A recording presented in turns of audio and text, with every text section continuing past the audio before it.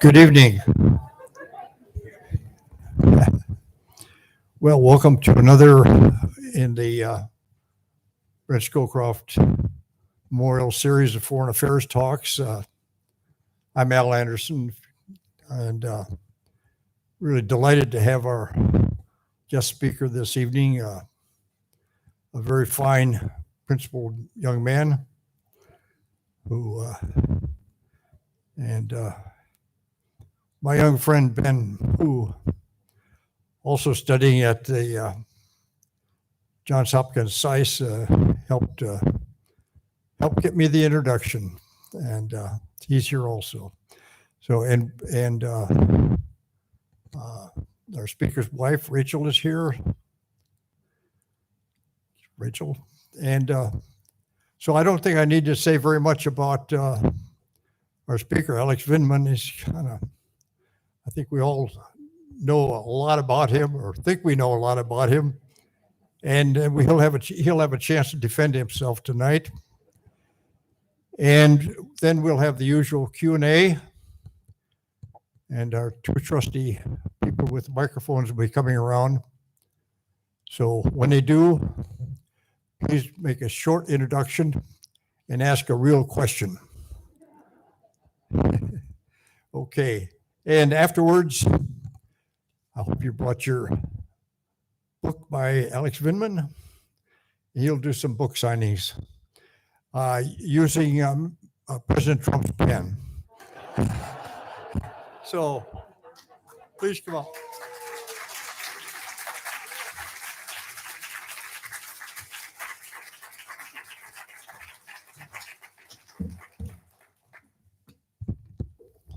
Well, this is by far the largest crowd I've had since all my other events have been virtual. So what are you supposed to do? You're supposed to, in order to not be nervous, you're supposed to imagine the audience naked or something. I don't recall, sorry. And then I want to thank you all for buying the large print versions of my book out there. So, yeah, my wife told me not to say that specifically. So there you go. Well, I want to say thank you to Alan for inviting me to speak, George Moose for coming here and adding to the angst of speaking to this large crowd, and just one more time to kind of thank you for considering me for really a pretty prestigious opportunity to kind of follow in the mold of Brent Scowcroft in the series and try to serve as an honorable public servant and speak about my experiences. There are, I think where I should probably begin is maybe a little bit on my background, my experience, the things I learned in writing my book, and then probably spend quite a bit of time with this particularly illustrious group, a lot of public servants in here, listening to your much more interesting questions rather than my ramblings, and answer those questions as best as I can. So I was dragged into the public eye reluctantly as a career military officer detailed over from the NSC, and in spite of reluctance in joining the Trump administration, as many of you have experienced, you're called to serve, and you try to step up to your obligations and serve where you're supposed to. So in spite of whatever considerations or concerns I had and the due diligence I conducted in before joining the administration, I joined that team with the intention of helping that administration navigate a very challenging relationship with Russia. And that seemed to be going okay until U.S. domestic politics came into force with a particularly unscrupulous president that put his own self-interest ahead of U.S. national security interests. And that's what I and my fellow public servants were reacting to, this enterprise that had nothing to do with U.S. national security, and more importantly, sought to undermine our democratic elections. And in response to these events, which I reported, and I guess initiated the process of what ended up being a presidential impeachment for abuse of power, and testified to that fact. Ended up costing me my career. That was due to a campaign of retaliation, and frankly, I think a government and a defense enterprise that wasn't necessarily prepared to deal with the challenges of a commander in chief that was willing to go to any lengths to achieve his aims. And there were no imaginary shields for uniformed officers or defense that we tend to kind of elevate as our as models and so forth. So I found myself outside of government, and I was trying to figure out what to do. And one of the things I thought I could do is offer the American people, the public, that saw a snapshot of career public servants, civil servants, that I was very fortunate to be counted amongst brilliant public servants, really practicing their craft, demonstrating their excellence to the world, to the U.S. public and to the world. And I thought that there was an opportunity to explain a little bit more what I did and why I did it. And that's why I wrote my book, Here Right Matters. It was the first kind of intensive public writing exercise that I've undertaken. Everything else is highly classified, probably won't be released for about 50 years, some of it. But I could tell part of my background, part of my story. And what I wanted to do with this particular book is also respond to the support that I understood was implicit by the explicit support I was receiving in the form of thousands of letters that were coming to the home. At one point, my synagogue asked me if I was open to receiving letters of support, and the Jewish newspaper, The Forward, announced that I was.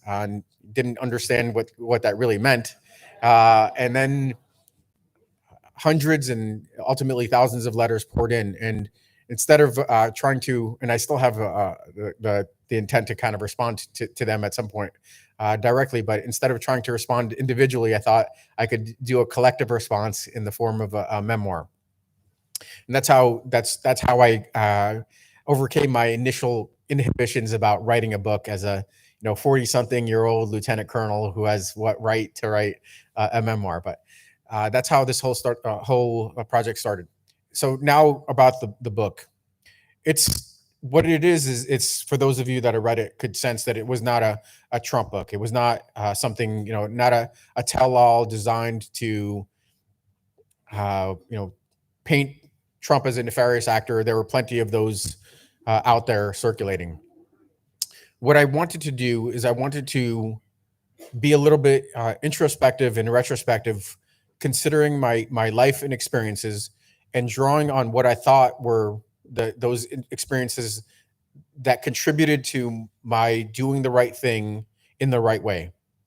So I talk about my my family's immigrant story. We came here in Christmas Day, is at least a family lore says Christmas Day, 1979, December 25th. I talk about the deeper background of my family. Both of my fathers, maternal and paternal, died fighting in World War II, fighting Nazis as they attacked through the Soviet Union, and how my father, a young child at that point, 9 years old, survived the war with his mother and his sister, and fled under strafing fire from Messerschmitts back into the Ural Mountains. How he overcame his adversity, and the family had to restart, and broken families had to restart. And talk about what I learned from my father about starting over and keep starting over. He did that multiple times in his life. I talk about the challenges that my ancestors experienced, and how that whether that was it wasn't learned, but maybe something ingrained in the family DNA of being resilient and overcoming challenges. And then I talk about my lived experience coming to the U.S. in 1979. Being happy as a clam, as a little bit older than a toddler, 4.5 years old, not having much, but not realizing that there was really much more that was necessary. Living in a 1-bedroom apartment, my father, my twin brother, he's 9 minutes younger. It's important to mention that. And my older brother, Len, and then my maternal grandmother, my dad's mother-in-law, and somebody that he actually didn't get along with. How they navigated trying to raise a family of young boys in the United States with nothing. My father, one of the values that I think was most important, and something that I try to instill in my own daughter. Shouldn't be understated how much I thought about kind of my daughter and the example I wanted to emulate for my daughter in this. But it's truth telling, honesty. My dad didn't accept dishonesty. That would be dealt with severely. And I think that's something that he instilled in us. Hard work was another value that was clear. He came to the United States, and for the first 6 months, he hauled furniture as a 47-year-old man. I'm not quite there, but I know it would be hard on me to try to haul furniture, day in, day out for $20 a day back then in 1980.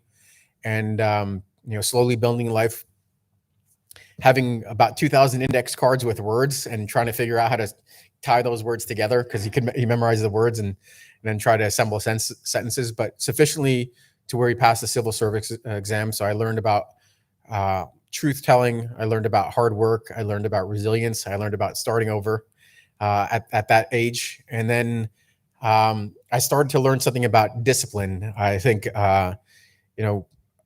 it wouldn't be a stretch to describe my twin brother and I as kind of high energy hooligans back then. And I don't think anybody would have necessarily expected us to rise to serve in the White House or have successful military careers. I think that my dad assured us, tells us that he knew back then that the intellect was there, but he didn't know if all the other tools and capabilities were present. So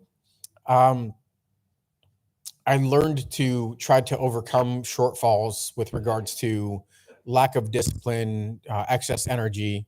And I think that when I started to think about my career and aspirations, I knew I wanted to do something with regards to service. That's why all my brothers joined and served in the military at one point or another. So I talk about our shared desire for military experience, and also the unbelievable benefit that I secured from my military experience, which was discipline, focus, something that in spite of all the gifts that my father gave me, I didn't necessarily get, and I had to kind of learn on my own. And I talk about a pretty amazing career run, something that I'm will be eternally grateful for, serving in the military in places around the world. This concept of perspective. Sometimes, frankly, I think the folks in this room have it because they have a life of lived experience, a long life of lived experience. Sometimes people forget about that, especially young folks, even middle-aged folks that don't have either that lived experience or have traveled around the world to gain perspective, what hardship really is like. I gained those perspectives from serving in Korea, right on the border between North and South Korea, leading troops with all sorts of different kinds of diverse backgrounds and value sets that, as a military officer, I try to blend into the military value set. We have this mnemonic device: leadership, loyalty, duty, respect, selfless service, honor, integrity, personal courage. Basically trying to practice those myself and train my subordinates to live the same kind of experience. And then what I learned in combat, again, a good dose of perspective. The fact that I could react under the most dangerous and perilous circumstances I could fall back on that ill-disciplined kid that couldn't quite figure out what he was going to do with himself, that he could be trained. I learned that in combat, and that I could respond coolly and calmly to perilous circumstances. And then I also had some pretty unique opportunities to leverage my background and culture. My parents made it a point to speak Russian to us in the home. So I talk about the fact that I came armed with a language ability, something that we were trying to encourage with our daughter, and how that allowed me to step into become a U.S. Army Foreign Area Officer and go to Harvard for graduate school, go to pick up another language, Ukrainian language, in the Defense Language Institute, and then again, another gift from the military, granted a fairly large budget to go to Eurasia and travel throughout the region to understand exactly what it was I was getting myself into, understand the defense enterprise and diplomacy that the U.S. was conducting in Russia, Ukraine, the Caucasus, every corner of Eurasia. And then stepping right into Moscow as an attaché, as the first assignment, the kind of the World Series, going there as an attaché, brand new major, just finished my foreign area officer training pipeline, and conducting all of that pretty amazing work that those of you that have served in diplomatic postings understand diplomats do and military diplomats do. And then from there, managing or helping the U.S. government understand Russian revanchism, and as they started their war against Ukraine, being the only person that spoke both Russian, Ukrainian, with Ukrainian contacts in the regions adjacent in that border region between Russia and Ukraine, and understanding the way hybrid warfare was unfolding, and being able to provide our senior most government officials reports that made it up to the president of the United States on what was unfolding in Russia, and then going to the Pentagon and then contributing there as the chairman of the Joint Chiefs political affairs officer for Russia, and managing that relationship, drafting the documents of record that we're still using. I mean, that was 2015, 16 documents that we'll probably be using for another decade to understand how do we face a resurging Russia.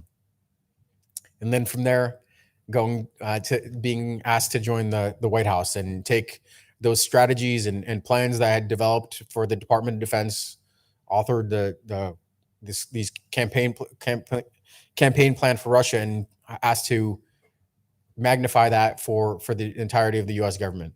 That's how I kind of found myself there. So that's kind of the relatively, it's a run through the book. It's the background on how a lieutenant colonel ends up in as a director for Russia, Ukraine, Moldova, Belarus, and the Caucasus, and then is in a position to really pinpoint exactly when it was that I contributed to national defense. It was certainly, I would hope, in the more than 2 decades of military service. It was, with the shared blood spilled with my fellow officers and soldiers and service members in combat. But I know I could. This is one thing that I don't have to ask myself. If I could pinpoint when I made a difference, it's when I saw something wrong, when I applied all of these tools that I've kind of laid out for you here.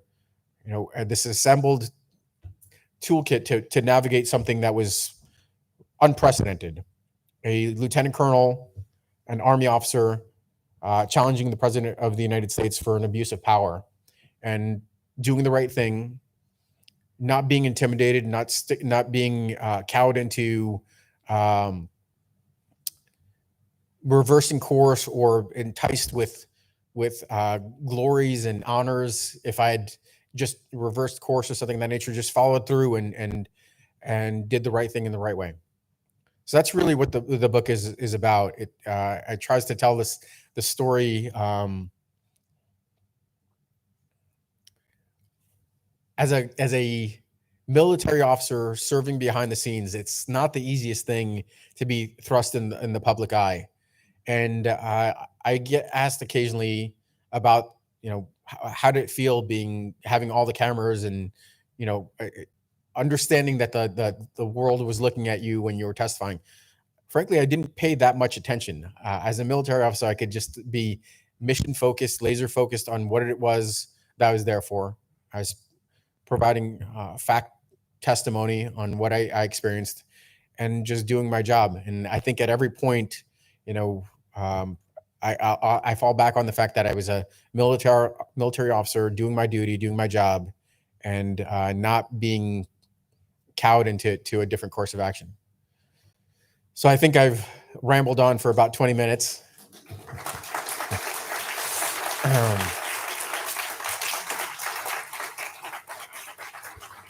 Should we open up to questions, Alan?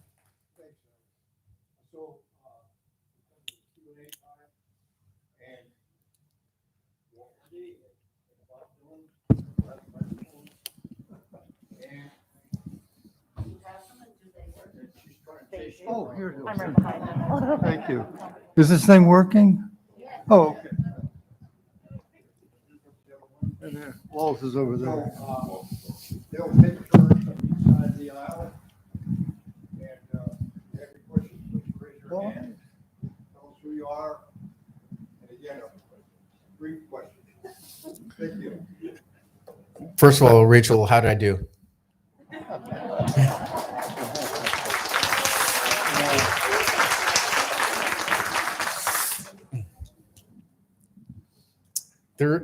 Anything, Frank, I see a question back there, but anything could be geopolitics. My comfort zone is Russia, Ukraine, great power competition.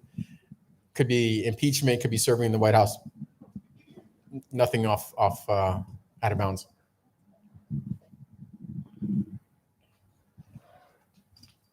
You're so young. It's wonderful. Thank you for the honor of being in the presence of courage. I'm sure I've always heard courage is catching. We've got our fingers crossed. Thank you. Thank you.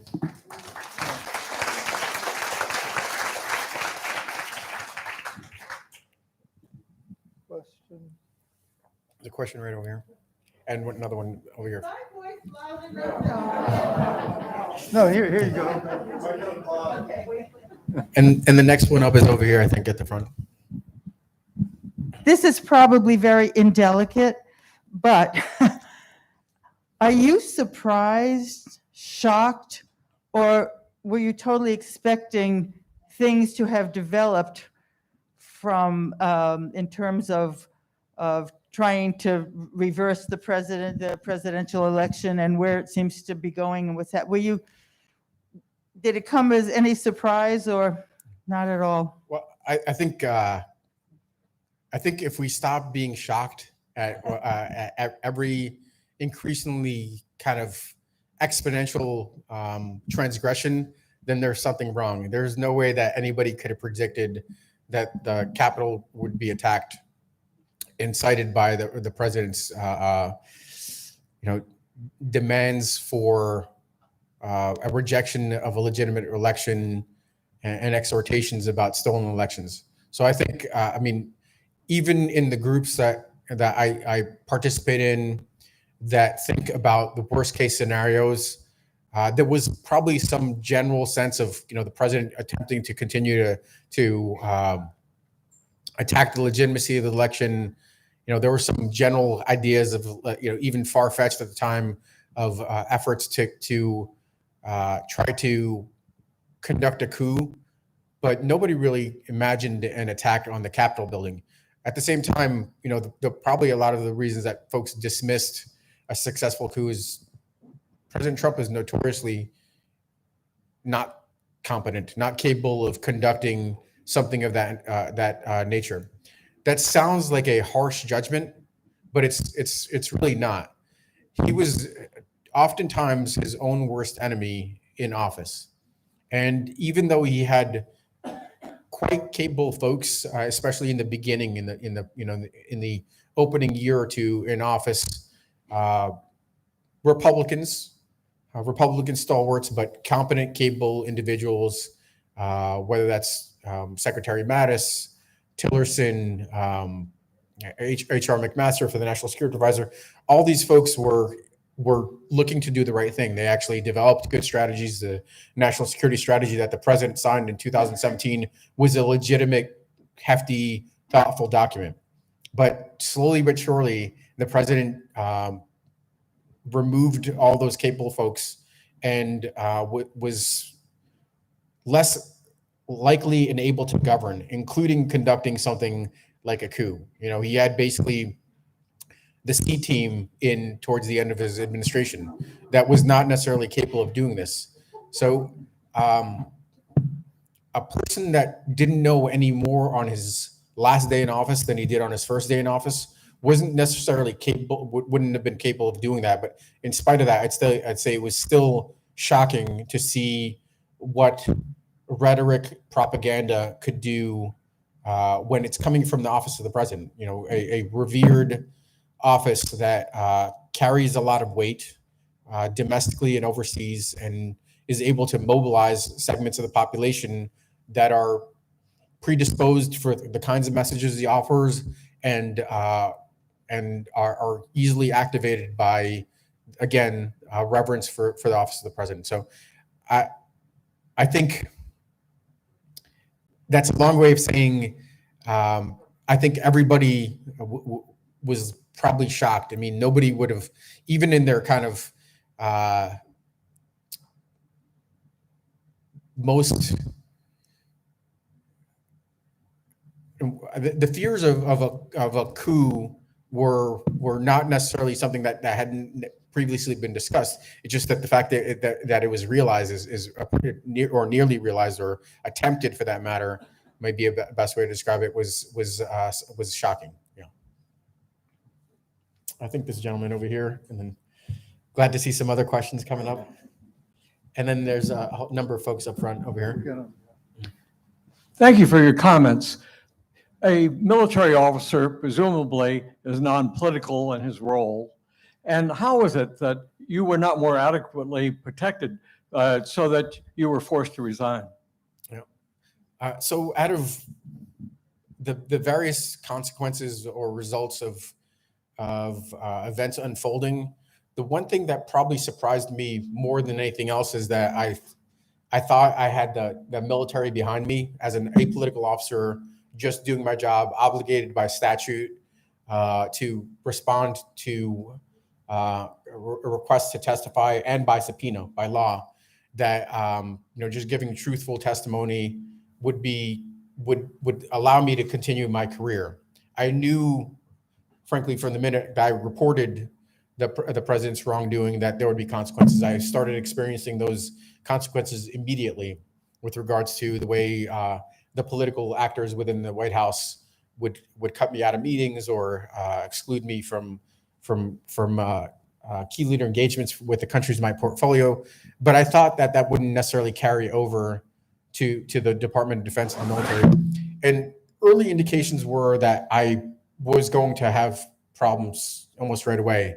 I remember having a couple of conversations with very senior officers and being told that you're basically you're now going to be radioactive, and you're not going to be able to continue to serve. Certainly not in the same on the same trajectory, that meteoric career that I was just super fortunate to have up until that point. But I still, to my wife's chagrin, had to test that theory. Maybe a little bit of beating my head against the wall, looking for any kind of lifelines that I could still recover from my experience. And at some point, probably recognizing that I wasn't, but trying to will the Army and the Department of Defense do the right thing with regards to at least putting me on the promotion list and letting that carry forward. And ultimately, it was a game of brinksmanship, and I lost, because I had to make a decision about retirement or face a 3-year commitment. It's the Army. So, if they sent me to the next assignment, there'd be a penalty incurred with some more time. And I just wasn't going to be beholden to an organization that looked like it wasn't going to support me. And I was not going to be able to enjoy something that I felt to be rewarding like I had previously. And I was not going to look to collect a paycheck. So ultimately, I resigned so I could take charge of my own fate. As difficult as it was, I love and cherish my military career, my military experience. I may be a little bit more vocal and critical of military leadership now. And for those of you that have seen some of the things I've written recently in the Washington Post, but that's because there's a moment of introspection, and our military leadership has fallen short. In their inaction, they were political agents, whether they recognized it or not. Whether that's Chairman Milley walking through Lafayette Square, or in my case, conducting investigations at the request of the White House that I talk about in the book, or delaying promotion lists that didn't just have my name on it, but hundreds of military officers. So I think there's an opportunity to understand where the military fell short. And I think that's, I talked about things that are relevant to me, but there are much, much bigger issues in play. Of course, 20 years of war in Afghanistan with the results that we've experienced also needs an accounting. And I find that now, out of uniform, I could add my experience and use the voice that I've been offered to try to get the institution to be better, a better version of itself, and be in charge of my own destiny, not beholden to military leaders that have failed to live up to the Army values that they expected of their subordinates.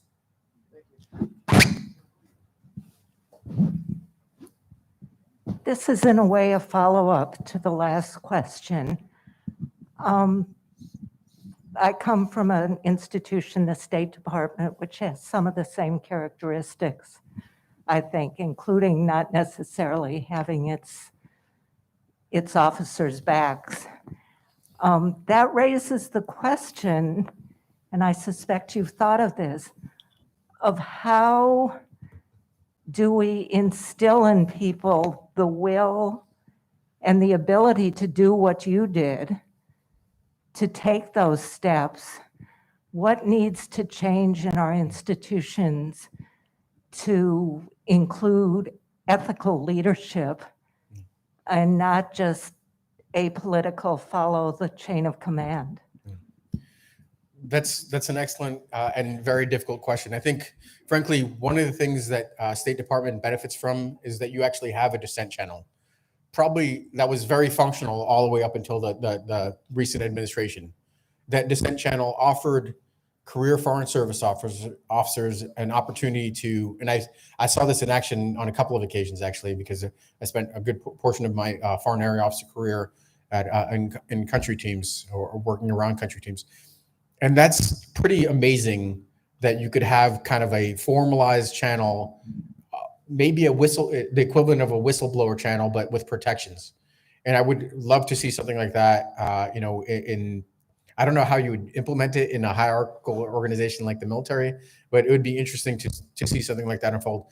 I think taking a step back on broader protections for whistleblowers would be critical. And whistleblower protections that don't just protect an individual from retaliation from an organization, but maybe, because it's almost bound to happen, whistleblower protections that cover something along the lines of legal bills and fees. If somebody meets the threshold requirement for whistleblower protection, and then maybe even a way to transition into kind of the next phase of your life, because sometimes you burn those bridges and there's just no going back. But sufficiently strong whistleblower protections could encourage people to understand that they have a safety net. I think something like that would be important. Civil society is already moving in this direction with regards to the legal protections, but there needs to be more. People sometimes don't really understand the tumult surrounding whistleblowers and the repercussions they face. It's not a Hollywood ending. The skies don't fall, the clouds don't part, gold flakes don't fall from the sky just for doing the right thing. There is, in fact, a high cost to be paid. But if we want our government to work properly, we need people to be able to call those call out deficiencies.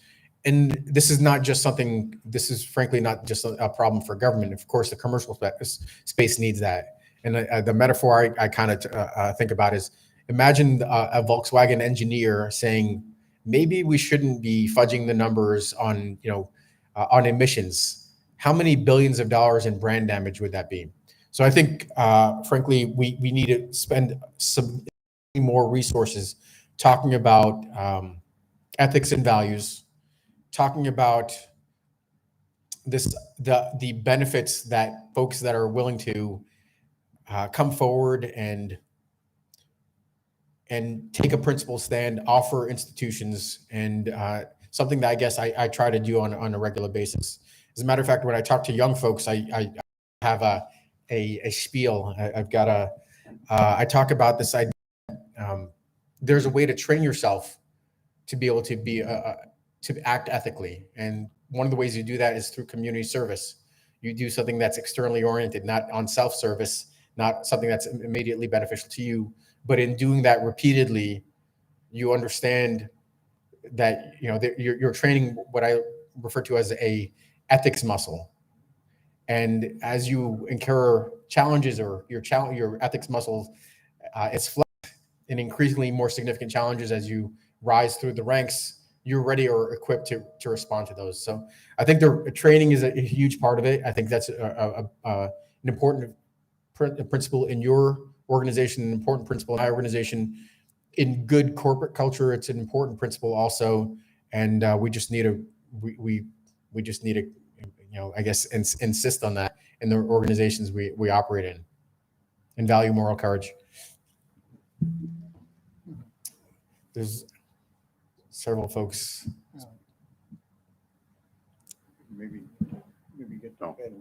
Going back to an earlier answer to a question, which suggested that the president was intellectually challenged and sort of incapable on his own of planning and carrying out the January 6th event, which suggests perhaps he had some assistants. And if he had some assistants, who are these assistors? Where are they now? And what do we do about it? And do we have reason to worry? So I don't have any unique insight into a conspiracy that unfolded. But what I can say is that there are too many folks that see a benefit in pandering to a president to preserve their own political standing. And I think at minimum, you could talk about this as a convergence of interests rather than like a hard conspiracy. But there were plenty of people in Congress, Republican leaders, that believed it served their interest to propagate the big lie, that were potentially even more directly complicit in assisting the insurrectionists. And that's really what we expect our government with the January 6th Commission to uncover. And right now, I mean, it's hard to say where this is going to go. But again, my wife and I, we now have a voice, and this is something that we talk about this is something we are very firm on: accountability. There has to be accountability. There cannot be wishful thinking about this administration, the Biden administration, believing we're in a world where they could return to business as usual. Somehow the last 4 years of Trump didn't exist. We have an open wound that hasn't been dealt with. We have a big lie that continues to be propagated by political leaders that think this is the way that they stay in power or accrue power, and that issue has not been dealt with. So accountability is a pretty important thing to demand. And the other thing is, and I think, the seniors community has been heralded as probably the model for voting and participation. And your participation, your ability to vote in the upcoming election could be really what kind of determines the fate of this state, the state of Virginia. It looks like it might be a tight race. So I would just encourage you to not be complacent. Things might not just go back to normal. Even if it's not for yourself, you have children and grandchildren. Ask yourself, what kind of state do you want them to grow up in, and get engaged and vote. And there's a number of different, that gentleman with the walker up there was. This might not be a fair question, but given the legal troubles of Trump currently, vis-a-vis tax return problems and rigging election problems and the problems with Russia and insurrection and on and on and on, do you think there's enough there that prevent him from running again next time around, or have you any thoughts on that? I don't, again, this is not, I don't know if I have unique insight. I've been paying attention and studying this a little bit. So maybe like just general analyst skills. I find it hard for him to be a viable candidate in a general election where he keeps divvying up the pie. So he lost by 7 million votes the last time around. And that was before an insurrection where he lost some of that 71 million votes that he did legitimately win. I find it hard to believe that he would be a viable candidate in a general election. Now, could he make it through a primary? Potentially. Can this current administration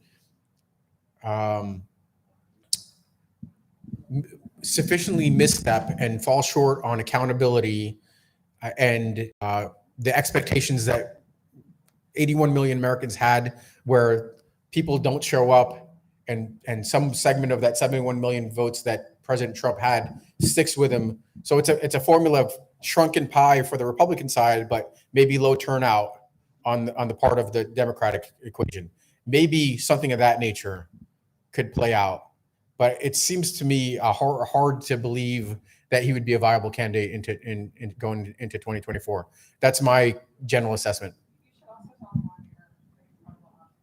Yeah, my wife says I'm an incredible optimist, so you can listen. There's a gentleman back there with that has been raising his hand quite a bit. Okay. Yes. Yes. That's fine. All right. We were trying to do left, right, so we didn't quite make it there. Здравствуйте. Здравствуйте. I want to know how important Ukraine considers Crimea, particularly Sebastopol. Yeah. So I think the fact is there is no candidate in Ukraine that could seek to come to an accommodation with Russia and say and give Ukraine to Russia. Say this is fine. We'll accept the fate of Crimea as Russian territory. That would remain viable. It's just impossible for a Ukrainian politician to survive that. And I would also, I'm a student of the region, student of history. I'd point you to this Wells Declaration that we had for the Baltics that seemed to be unrealized for 40 years. But if we never recognized Russia, the Soviet Union's hold on the Baltics, and we ultimately realized a world in which Russia or the Soviet Union collapsed and couldn't retain those territories that it conquered.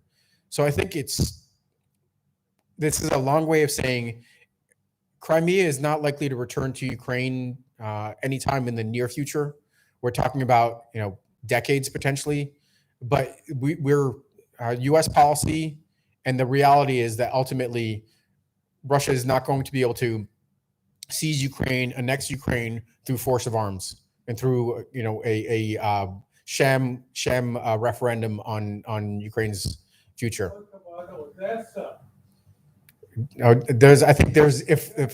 If that's the case for Crimea, then there is even less question about Odessa.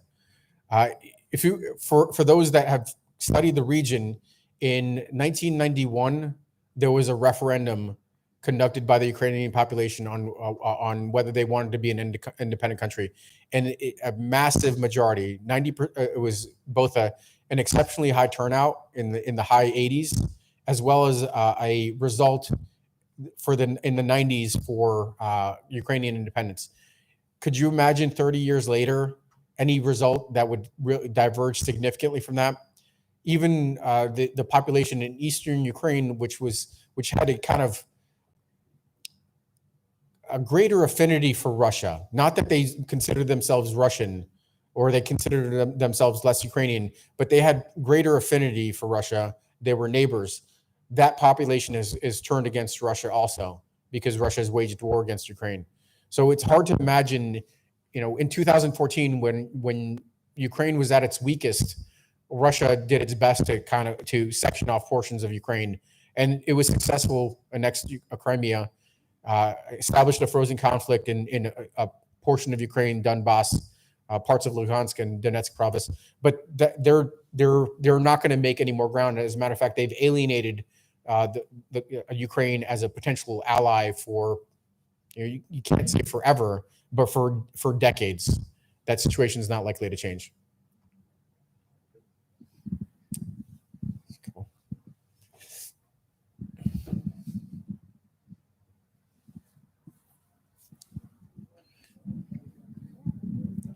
Great. I'm here.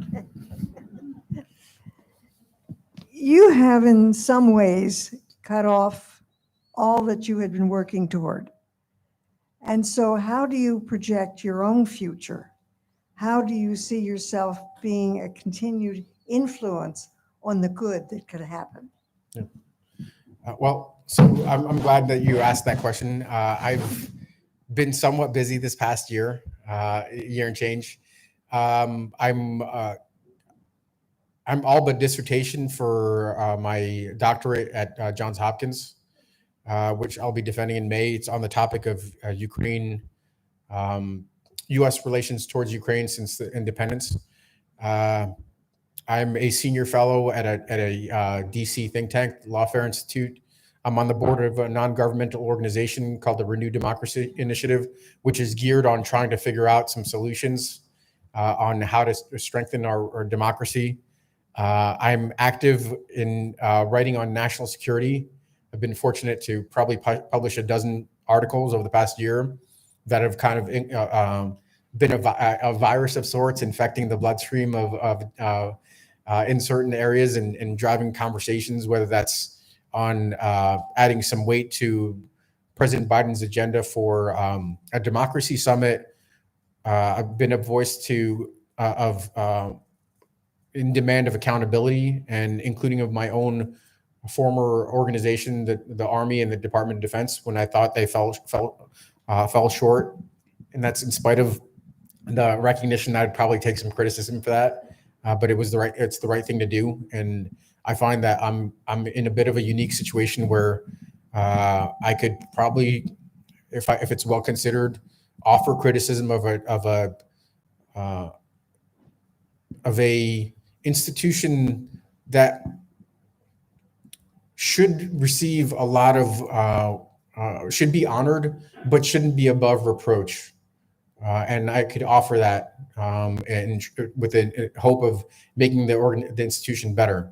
So, I guess in part I refuse to be defined by a corrupt president that retaliated against me, and may have not made my ability to stay in uniform viable, but I could still do the things I kind of declared for myself to do on my first day out of uniform when I wrote an op-ed for the New York Times, which is advance U.S. national security interests, advocate for public servants, and demand principled office holders. Thank you so much. Now, if you were in the position of giving some advice to our current president, what would be your advice to him about the Soviet Union? Russia, the Same thing. whatever. Yeah, same thing. Close enough. Well, I would say that I would want to offer two pieces of advice. Sometimes I talk out of my lane, it happens. One of those pieces of advice is to understand that there's a appetite and a demand from large swaths of the population, of the U.S. population, for an accountability of the misdeeds and the transgressions of the previous administration. It's not a punitive expedition. It's to understand where we fell short and to make our country stronger. So I would encourage President Biden to demand that his departments and agencies pursue accountability. All the ways that President Trump eroded the good functioning, the good governance of Department of Justice, Department of State, the intelligence community, the Department of Defense, some sort of kind of internal review, and then also understand and then at the same time emphasize the importance of the January 6th Commission. Shouldn't be kind of like a sideshow. I think that's an important place to leverage the bully pulpit. With regards to Russia, there is no doubt in my mind that President Putin has realized much of his agenda with regards to sowing discord in the United States, exploiting that. Now, I don't want to overstate that. He really doesn't have that kind of power, but he could work on the margins. He certainly had some sort of impact. I don't think it was definitive in 2016, but he had an impact, and he had an opportunity to magnify the divisions that already exist in the United States, and that he continue and so realizing part of his agenda, he will continue to test this administration, look for ways to undermine and weaken international norms, and that the Biden administration shouldn't just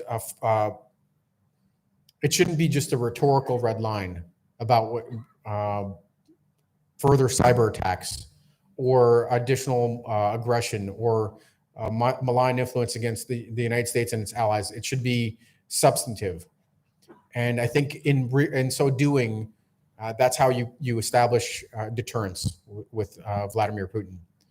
It's not through the kinds of compromise, the efforts to reset. It's through a much more muscular approach to Russia that we could indicate that there are consequences to Russia's attacks on the U.S. and Euro-Atlantic Alliance and so forth. I think the reason this is important, it's not just because of Russia. It's because other authoritarian regimes also are watching and also witness the lack of U.S. resolve, whether that's with regards to undermining freedom of navigation or and the way that's kind of translated into a more aggressive posture from China in the South China and East China Sea, or excessive claims that Russia has along various portions of its border that Turkey now has in the Eastern Mediterranean. Other countries are watching. So if the U.S. isn't there to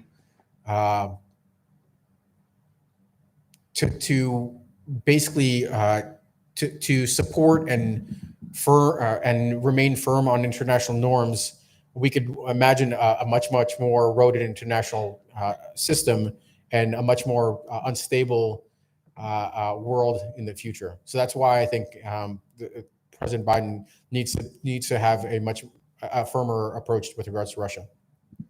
Okay, Walt, this will be the last question. Take a couple of them.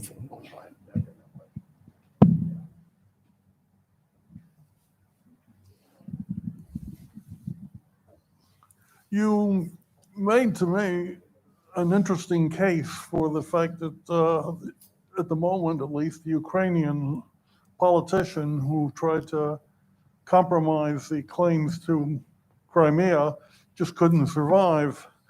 I was wondering if the reverse is true. It seems to me that could a Russian politician survive giving away their only access to warm weather seaport? I'm thinking of Sevastopol. They also have a long tradition of holding that city, don't they? That's a very good point. They would like you to think that it was a longer tradition than it really is. That's a holding from the very late 18th century, early 19th century. So it's not that long a holding, even though they'll claim kind of ancient roots or something of that nature. But you're right that it would not be viable for a Russian politician to give it away what they've annexed. But you could also envision a set of circumstances in Russia's future where there's a rejection potentially of the kind of authoritarianism, managed democracy that Putin espouses. Imagine and this shouldn't be that much of a wishful thinking or imaginative exercise, but imagine a successful Ukraine, a Ukraine that, according to Putin's own accounts, is maybe not even again, according to Putin, is not a real country, one people, separated by an artificial border, as Putin describes it. Imagine a Ukraine that's prosperous, integrated into the Western liberal order, integrated into the Euro-Atlantic Alliance, flourishing. What kind of example does that create for a country, for Russia, to have a successful, democratic, prosperous country where the population can enjoy basic human rights? And what does that do for the Russian population? Do they not ask why not us? Why do the Ukrainians kind of our cousins over there have it so good and we don't? This is not the reason that this isn't that far-fetched an exercise, and I'm writing about this for my dissertation. This is much the same way that West Germany posed an interesting example and challenge for East Germany in the Eastern Bloc. Two countries separated by a border, both starting at nothing, but one of them being a prosperous, capitalist, democratic society, advancing, and the other one falling further and further back. That made it eventually made it untenable to have a viable GDR, right? And the lengths that the Soviet Union, the Warsaw Pact had to go to prevent people from moving over, we all know very well, were the Iron Curtain, extremely repressive tactics, a security state where, by some accounts, massive swaths of the population were reporting on each other to the intelligence services. This is the same way that Ukraine could pose, in prosperity, could pose an untenable reality for Russia. And in that kind of reality, when the Russian population, as they've done before, rejected, kind of a failed government that's not without precedent, happened a couple times in the 20th century. You could see something like that unfolding, where part of the reconciliation is Crimea returning to Ukrainian control. This is a decades-long enterprise, but that's the reality. Thank you.